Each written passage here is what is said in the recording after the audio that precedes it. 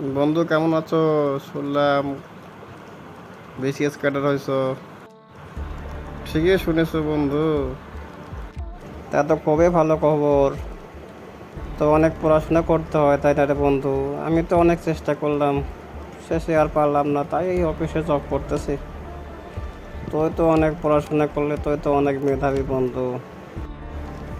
হ্যাঁ, পড়া তো লাগে, অনেক পড়া। পড়তে পড়তে তো আমার জীবন শেষ। এত পড়া পড়ছি যে জীবনে এমন কোনো প্রশ্ন নাই যে আমাকে কেউ আটকাতে পারছে। আমি সব প্রশ্নের উত্তর দিয়ে দিছি। হ্যাঁ হ্যাঁ, ভালো, আমি তো জানি। তা বন্ধু, তুই একটা কথা কত মুখ, তুই একটা প্রশ্নের উত্তর দিত কত, বিসিএস এর ফুল মিনিং কি? এই মাছ রে, বন্ধু তো প্রশ্ন করেই ফেলাল।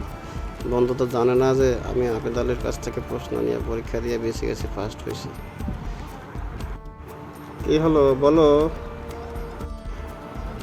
হ্যাঁ বন্ধু, বিসিএস মানে তো খুবই সোজা।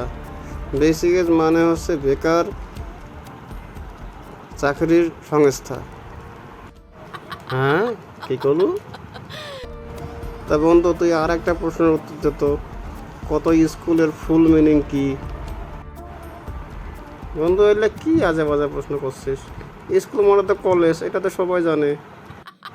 ও, বুঝছো বন্ধু, তুই তো বিসিএস এর নাম্বার 1 স্টুডেন্ট। প্রশ্ন কিনে তো ঠিকই বিসিএস ক্যাডার হলো বন্ধু, কিন্তু মেধাবী হলো না। কয়দিন পর শোনা যাবে তোর অ্যাসিস্ট্যান্ট, তোর ড্রাইভার সরকারের সমস্ত গুরুত্বপূর্ণ তথ্য বাইরে বিক্রি করে দিয়ে তোর দুর্বলতাকে কাজে লাগিয়ে ওরা অনেক বড় লোক হয়ে গেছে। তুই যদি আজ প্রশ্ন না কিনিয়া, যেই টাকা দিয়া প্রশ্ন কিনেছিল ওই টাকা দিয়া যদি এখন ব্যবসা করলু হয়, তুইও আজ বড় প্রতিষ্ঠিত হলু হয়। আর তোর ওই যে জায়গাটা একজন মেধাবী ছাত্র যে বসিল হয়, ওইখান থেকে দেশ সুন্দরভাবে পরিচালনা করিল হয়। সরকারের গুরুত্বপূর্ণ তথ্য সে সঠিকভাবে নিজের আওতায় রাখতো এবং দেশের অনেক উন্নয়ন হতো।